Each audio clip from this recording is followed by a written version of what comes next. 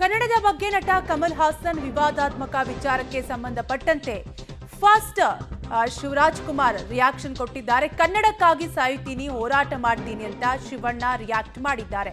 ಕನ್ನಡದ ಬಗ್ಗೆ ಕಮಲ್ ಹಾಸನ್ ವಿವಾದಾತ್ಮಕ ಹೇಳಿಕೆಗೆ ಸಂಬಂಧಪಟ್ಟಂತೆ ನಟ ಶಿವರಾಜ್ ಕುಮಾರ್ ಫಸ್ಟ್ ರಿಯಾಕ್ಷನ್ ಅನ್ನ ಕೊಟ್ಟಿದ್ದಾರೆ. ಈಗಾಗಲೇ ಸಾಕಷ್ಟು ಆಕ್ರೋಶ ಕೂಡ ವ್ಯಕ್ತವಾಗ್ತಾ ಇದೆ. ಇದೆಲ್ಲದರ ಮಧ್ಯೆ ನಟ ಶಿವರಾಜ್ ಕುಮಾರ್ ರಿಯಾಕ್ಟ್ ಮಾಡಿದ್ದಾರೆ. ನಟ ಕಮಲ್ ಹಾಸನ್ ವಿವಾದಾತ್ಮಕ ಹೇಳಿಕೆಗೆ ಸಂಬಂಧಪಟ್ಟಂತೆ ನಟ ಶಿವರಾಜ್ ಕುಮಾರ್ ರಿಯಾಕ್ಟ್ ಮಾಡಿದ್ದಾರೆ. ಕಮಲ್ ಹಾಸನ್ ಅವರು ನನಗೆ ಸ್ಫೂರ್ತಿ. ಯಾಕೆ ಈ ವಿಚಾರವನ್ನ ದೊಡ್ಡದ್ದು ಮಾಡ್ತೀರಾ? ಬರೀ ಬಾಯಲ್ಲಿ ಮಾತ್ರ ಕನ್ನಡ ಎನ್ನಬಾರದು, ಕನ್ನಡಕ್ಕಾಗಿ ಏನಾದರೂ ಮಾಡಬೇಕು ಅನ್ನುವಂತಹ ರೀತಿಯಲ್ಲಿ ನಟ ಶಿವರಾಜ್ ಕುಮಾರ್ ರಿಯಾಕ್ಟ್ ಮಾಡಿದ್ದಾರೆ. ಕನ್ನಡಕ್ಕಾಗಿ ಸಾಯುತ್ತೀನಿ, ಹೋರಾಟವನ್ನ ಮಾಡ್ತೀನಿ. ಜೊತೆಗೆ ಕಮಲ್ ಹಾಸನ್ ಅವರನ್ನ ಚಿಕ್ಕಂದಿನಿಂದ ನೋಡಿ ಬೆಳೆದಿದ್ದೇನೆ, ಅವರು ನನಗೆ ಸ್ಫೂರ್ತಿ ಅಂತ ನಟ ಶಿವರಾಜ್ ಕುಮಾರ್ ರಿಯಾಕ್ಟ್ ಮಾಡಿದ್ದಾರೆ. ಡೀಟೇಲ್ಸ್ ಕೊಡ್ತಾರೆ ನಮ್ಮ ಪ್ರತಿನಿಧಿ ಧನು.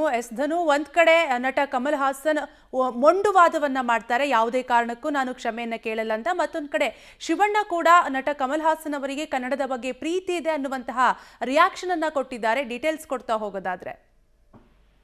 ಎಸ್ ಕಾವ್ಯ, ಈಗಾಗಲೇ ಏನಂದ್ರೆ ಕಮಲ್ ಹಾಸನ್ ಅವರು ಒಂದು ವೇದಿಕೆಯಲ್ಲಿ ಅವರ ತಗ್ ಲೈಫ್ ಸಿನಿಮಾದ ಏನು ಆಡಿಯೋ ಲಾಂಚ್ ಇವೆಂಟ್ ಇತ್ತು. ಆ ಒಂದು ಸಂದರ್ಭದಲ್ಲಿ ನಟ ಶಿವರಾಜ್ ಕುಮಾರ್ ಅವರು ಕೂಡ ಆ ಕಾರ್ಯಕ್ರಮದಲ್ಲಿ ಭಾಗಿಯಾಗಿರ್ತಾರೆ. ಮದ್ರಾಸ್ನಲ್ಲಿ ಇದು ನಡೆದಂತ ಒಂದು ಕಾರ್ಯಕ್ರಮದಲ್ಲಿ ಅವರು ಕನ್ನಡ ಏನಂದ್ರೆ ತಮಿಳಿನಿಂದ ಹುಟ್ಟಿದ್ದು ಅನ್ನೋ ಒಂದು ವಿವಾದಾತ್ಮಕ ಹೇಳಿಕೆಯನ್ನ ಹೇಳ್ತಾರೆ.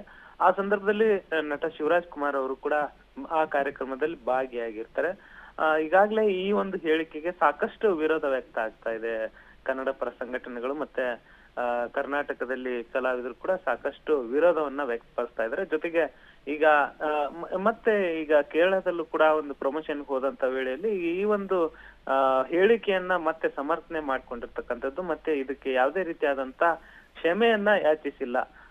ಇದರ ಜೊತೆಗೆ ಈಗ ನಟ ಶಿವರಾಜ್ ಕುಮಾರ್ ಅವರು ಕೂಡ ಒಂದು ಖಾಸಗಿ ಕಾರ್ಯಕ್ರಮದಲ್ಲಿ ಭಾಗಿಯಾದಂತ ಸಂದರ್ಭದಲ್ಲಿ ಕಮಲ್ ಹಾಸನ್ ಅವರು ಅದ್ಯಾಕೆ ಆತರ ಮಾತಾಡಿದ್ರೋ ಗೊತ್ತಿಲ್ಲ, ಬಟ್ ಅವ್ರಿಗೂ ಕೂಡ ಕನ್ನಡದ ಮೇಲೆ ಅಭಿಮಾನ ಇದೆ. ಮತ್ತೆ ಜೊತೆಗೆ ಅವರ ದೊಡ್ಡ ಅಭಿಮಾನಿ ನಾನು. ಅವರು ನಮ್ ತಂದೆ ಜೊತೆಗೆ ಒಡನಾಟ ಇತ್ತು, ಹಾಗಾಗಿ ಅವರ ಅಭಿಮಾನಿ ಆಗಿಲ್ಲ. ಅವರ ಅಭಿನಯಕ್ಕೆ ಅವರು ನನಗೆ ಸ್ಫೂರ್ತಿ, ಅವ್ರಿಗೆ ನಾನು ಅವರನ್ನ ಸ್ಫೂರ್ತಿಯಾಗಿ ತೆಗೆದುಕೊಂಡಿದ್ದೀನಿ. ಹಾಗಾಗಿ ನಾನು ಅವರ ಅಭಿಮಾನಿ ಆಗಿದ್ದೀನಿ. ಆದ್ರೆ ಅದನ್ನ ಅವರೇ ಸರಿ ಮಾಡ್ಬೇಕು, ಅವರೇ ಅದನ್ನ ಮಾತಾಡಿರೋದು, ಅವರೇ ಇದನ್ನ ಸರಿಪಡಿಸ್ಕೊಳ್ಬೇಕು ಅನ್ನೋ ಒಂದು ಮಾತನ್ನ ಹೇಳಿದ್ದಾರೆ.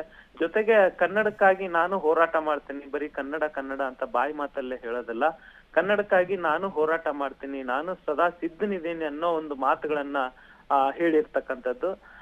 ಆದ್ರೆ ಕಮಲ್ ಹಾಸನ್ ಅವರು ಆ ಒಂದು ಕಾರ್ಯಕ್ರಮದಲ್ಲಿ ಈ ರೀತಿ ಯಾಕೆ ಹೇಳಿದ್ರು ಅದು ನಮ್ಗೆ ಇದಲ್ಲ.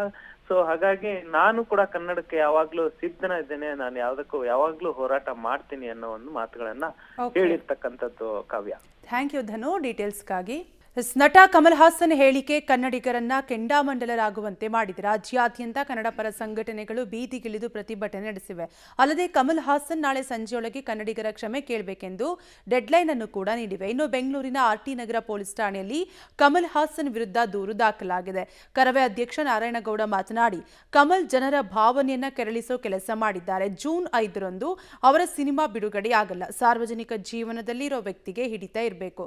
ಕ್ಷಮೆಯಾಚನೆ ಮಾಡದಿದ್ರೆ ಕಮಲ್ ಹಾಸನ್ ಕರ್ನಾಟಕಕ್ಕೆ ಕಾಲಿಡಲು ಬಿಡಲ್ಲ ಎಂದು ಹೇಳಿದ್ದಾರೆ. ಹೋದರೆ ಅವರು ಕರ್ನಾಟಕಕ್ಕೆ ಕಾಲಿಡಂಗೂ ಇಲ್ಲ, ಮತ್ತು ಕರ್ನಾಟಕದಲ್ಲಿ ಅವ್ರ ಸಿನಿಮಾಗಳನ್ನ ಓಡಲಿಕ್ಕೆ ಕರ್ನಾಟಕ ರಕ್ಷಣಾ ವೇದಿಕೆ ಬಿಡಲ್ಲ.